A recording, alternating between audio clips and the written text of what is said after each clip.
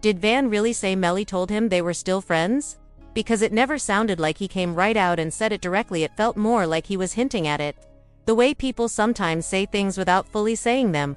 When the PC Gambino account asked if he was okay, his response was simply, "I did that," with a smiley face emoji, which felt oddly casual, almost like someone finding surveillance footage of a raid in their own DVD player and being told, "Oh thanks, bro," a reaction that does not quite match the seriousness of the situation. What made things even more complicated was the discovery of new evidence tied to Melly and Borland's house, which ended up impacting Melly's release date and throwing everything back into question. Just when it seemed like things might be smoothing out, it was officially announced that YNW Borland will be tried alongside YNW Melly in the upcoming trial, scheduled for September. However, Melly's other co-defendant, Mr. Henry, will remain on a separate track for now, with his trial still set for September 10th at 9 a.m., pending any new motions the court may review. Judge Martin Fine, currently handling another capital case, made it clear that only for hearing dates remain open between now and Melly's trial, and he has reserved those dates exclusively for Melly and Borland. During Wednesday's hearing, the judge reiterated that Henry's case remains separate for the time being, while Borland will proceed to trial with Melly, a decision that could work heavily against him. Many observers believe this move is strategic, designed to pressure Borland into flipping on Melly. The reasoning behind that suspicion is clear. While Melly has remained behind bars for nearly 7 years, Borland had been free on bond. He was recently arrested after law enforcement uncovered highly incriminating evidence inside his home. That evidence now ties him to a Broward County warrant for witness tampering, according to court documents obtained by Law and Crime Network.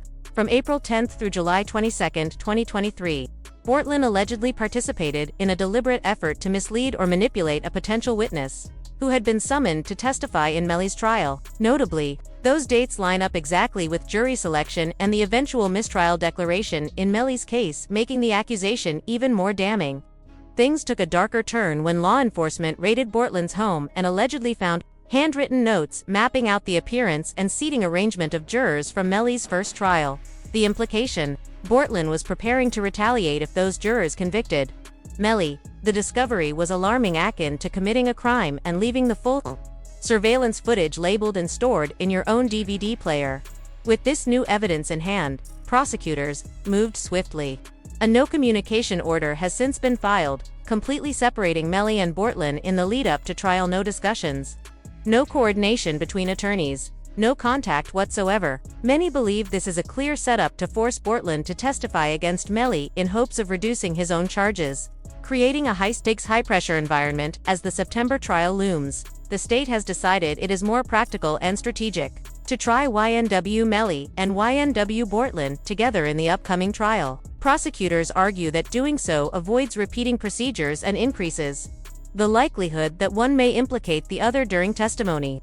While this approach serves the prosecution's goals, the defense prefers to separate the trials, allow each defendant the chance to shift blame and potentially avoid conviction. Judge Martin Fine clarified that although Melly faces the death penalty and Borland does not, that distinction only applies to the penalty phase, not the guilt phase. Since both men face capital charges, the state believes it makes sense to keep them together, unless a guilty verdict is returned for Melly, at which point the penalty phase would diverge. The logic from observers is straightforward. If Borland knows he did not commit the crime, there is no way he will quietly accept a life sentence. That pressure may drive him to turn on Melly. Ironically, Melly's own defense team tried to do the same thing to Borland during the first trial, attempting to pin the murders on him, an effort that contributed to the mistrial. Evidence brought to court showed Borland arriving at a hospital in a vehicle riddled with bullets, with 2 bodies inside, wearing different clothes from earlier, and with gunshot residue on his hands. He allegedly lied about the events and even denied having a phone, though witnesses said everyone had one except him. Melly's lawyer revealed this to the jury, suggesting Borland was being dishonest with investigators. The forensic evidence presented showed trace amounts of gunshot residue on both of Borland's hands. After Melly's mistrial was declared, Borland tweeted a cryptic message: "Mind games don't work on people like me," paired with a handshake emoji, leading many to believe he had made a decision that day. The two have not communicated since, when it was later announced they would be tried together. Melly reacted angrily in court, publicly yelling at his legal team for the first time. His lawyers stated in court that, Against their advice, Melly insisted on moving forward. Adding to his frustrations, prosecutors plan to introduce new evidence tying Melly to gang activity, including a Facebook post of him posing with Young Thug and using phrases and symbols associated with YSL and the Red Street Gang. In the courtroom, Melly could be overheard telling his lawyers, "I don't care. I'm not in no gang. They can't prove it." The gang connection is considered an aggravating factor that could influence both the guilt and penalty phases. Still, Melly is reportedly unbothered by the inclusion of this evidence, because fighting it would require an enormous legal effort, pushing the trial back to 2027. That would mean he could end up spending nearly a decade behind bars before even receiving a verdict. As of now, Melly has already been in custody for over 2,300 days, waiting. YNW Melly's case continues to unfold in layers. And despite the immense backlog, Judge Murphy's courtroom currently holds 38 special trial cases. With some pushed as far as December 2026, the state still attempted to delay Melly's trial once again. Their goal: to buy more time and gather as much evidence as possible to secure a life sentence in the upcoming proceedings. However, the judge made it clear, the trial is not being pushed back. Not only that, but evidence that had been previously suppressed by higher courts cannot be reintroduced. The court confirmed that any material barred under Judge Murphy's prior ruling must remain off, unless the defense appeals and successfully obtains a stay from the appellate court. Melly's retrial is officially moving forward and set to begin September 10th. After the hearing, Melly's mother went live on Instagram to share the outcome, stating the judge ruled there would be no further delays and that the suppressed evidence which prosecutors once intended to use as enhancers to qualify for the death penalty will not be allowed in court. Melly's legal team also pushed for bond, arguing he has now spent 2,320 days in jail without a conviction, but that request was denied. The deciding factor was the unexpected reappearance of Melly's ex-girlfriend, Mariah Hamilton, a major turning point. Hamilton had vanished overseas just before Melly's original trial, allegedly after being paid off to avoid testifying. She was arrested the moment she landed at Miami International Airport, having returned to visit her family after years away. Unaware her warrant was still active. With no prior criminal record and visibly distressed in jail, she was offered a fast-track deal, agreed to testify against Melly, and she would walk free. She accepted and was released in under 20 minutes. That alone spells serious trouble for Melly. Hamilton reportedly has crucial information about his personal life. And more critically, her iCloud account contains direct proof that Melly attempted to stop her from testifying. That evidence is now part of a separate case of alleged witness tampering, one that carries its own life sentence. Regardless of the outcome of the original double murder case, the state has filed 6 new charges against Melly and 2 others, including tampering with a witness, criminal solicitation, conspiracy, and the unlawful use of a two-way communication device. Several of these charges alone are enough to secure a life sentence if proven. What is especially alarming is that the feds are confirmed to have collected hard evidence against Melly. For over a year, he has been blocked from making phone calls in jail. His mother, Jamie King, has publicly condemned the jail for what she claims is inhumane treatment, stating that even convicted inmates are allowed basic rights like mail and phone use. Yet her son, still legally innocent, has been cut off entirely. According to her, even Melly's mail is withheld. Legal experts argue that the only reason such extreme restrictions would be enforced is if the government already possesses solid proof that he used jail phones for witness tampering. Otherwise, such limitations would open the county up to a massive lawsuit. All signs point to one conclusion: the feds are holding back, waiting for the right moment to strike. The federal government is not taking any chances in this case, and with both Mariah Hamilton and YNW Bortland now potentially cooperating, the path to a life sentence for YNW Melly appears more likely than ever. But Bortland's involvement answers one of the biggest lingering questions: what exactly happened in the 5 hours after the murders took place?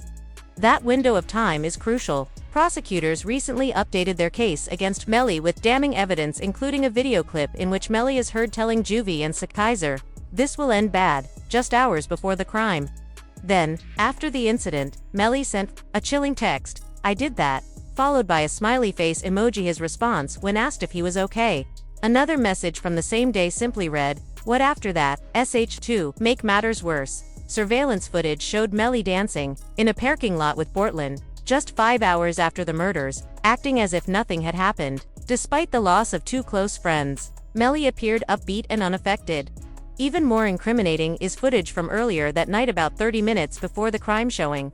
Melly exiting a studio and getting into the back left seat of the Jeep, the same position from which experts say the shots were fired. Official documents confirm that the direction of the bullets aligns perfectly with someone shooting from that spot. Juvie's mother even testified that her son sat in the back right seat, and that she saw Melly sit in the back left. Yet, when the tragedy unfolded, Melly was nowhere near the hospital where his best friends were rushed. Instead, he was picked up on the side of the road by fellow rapper Frito Bang. At 4:42 a.m., Melly sent Frito his location via a digital drop pin, then sent another just 11 minutes later from a slightly different spot. These digital traces, including phone logs and location data, are critical pieces of evidence prosecutors plan to use in court. What further complicates Melly's defense is Bortland's own conflicting story. In his initial police interview, Bortland claimed he was simply driving home, playing music, and grew tired when shots suddenly rang out. But when officers dug deeper, his timeline and route made little sense. He insisted the shooting happened on the highway, but a full forensic sweep of that stretch turned up nothing, not a single shell casing, shard of glass, or drop of blood. Investigators quickly realized his account did not match physical evidence. Yet despite all signs pointing to a cover-up, Bortland remained tight-lipped, insisting that he was telling the truth. Even as detectives pressed him, reminding him that his two best friends were dead and he was doing them a disservice by withholding the truth in this trial. Every contradiction and inconsistency carries weight, and the courtroom has become a battleground where even the smallest detail could tip the scale. YNW Melly's behavior following the murders has drawn intense scrutiny. Witnesses noted how relaxed and unbothered he seemed in the days after his two close friends were gunned down, a demeanor that prosecutors argue is wildly inconsistent with someone grieving a tragic loss. This emotional detachment, they suggest, is not just strange, it is suspicious. Adding to that, a series of text messages allegedly sent by Melly shortly before and after the crime have raised even more red flags. Some of these messages appear cryptic, while others seem eerily timed, leading investigators to believe he may have had prior knowledge of or even involvement in the killings. Then comes the physical evidence, which includes bullet trajectories that, according to forensic experts, suggest the fatal shots were fired from the very seat Melly occupied in the vehicle. That piece of evidence alone has become one of the prosecution's strongest arguments, as it directly contradicts claims of a drive-by shooting. But this case is not just about forensics and phone records, it is about pressure, shifting loyalties, and unraveling truths. Federal investigators have been tightening their grip on everyone remotely connected to the crime. The one solid wall of loyalty among Melly's inner circle is beginning to crack. Whispers of plea deals and turned testimonies have started circulating, with some of Melly's longtime associates rumored to be cooperating with law enforcement. That leaves Melly in an even more vulnerable position because the legal fight is no longer just about disproving the state's version of events. It has evolved into a struggle for survival, both legally and socially. The walls are closing in fast, and Melly is caught between maintaining his innocence and navigating a maze of betrayal, pressure, and rapidly shifting narratives. As the trial unfolds, the courtroom feels less like a place for justice and more like a stage where every move is dissected, every look is judged, and every word past and present is held against him. Melly's legal team is working tirelessly to dismantle the prosecution's case, but it is an uphill battle. The prosecution believes their narrative is bulletproof both literally and figuratively. And while the court has yet to declare a verdict, the weight of the evidence, combined with mounting pressure from the feds and the unraveling of personal alliances, puts Melly in a fight that stretches far beyond guilt or innocence. It is a fight to keep his future from being erased entirely. During the tense interrogation, Bortland's frustration steadily grew as detectives began pressing him harder, clearly skeptical of his version of events. "I'm telling you the truth, man," he insisted, his voice rising. "I don't even know what you want from me. How would I know about shell casings?" But instead of easing up, the officers continued to probe, trying to unsettle him and catch inconsistencies. "I told y'all what happened. That's it. I'm done talking," he said, stumbling over his words, his nerves beginning to show. Yet detectives knew that this breaking point when a suspect clams up is often where things can shift. Rather than backing off, they pressed gently, explaining that the more he shared, the easier it would be to understand what happened that day. Their strategy was clear: keep him talking, hoping to catch a slip-up or unintentional confession. When asked about the shooting itself, Portland tried to downplay his awareness, insisting, "I was driving, ducking bullets, trying not to get hit. How am I supposed to notice anything else?" But the officers pushed back, pointing out that, if a shooting occurred where he claimed, there would be physical evidence, broken glass, shell casings, something. Yet so far, there was none.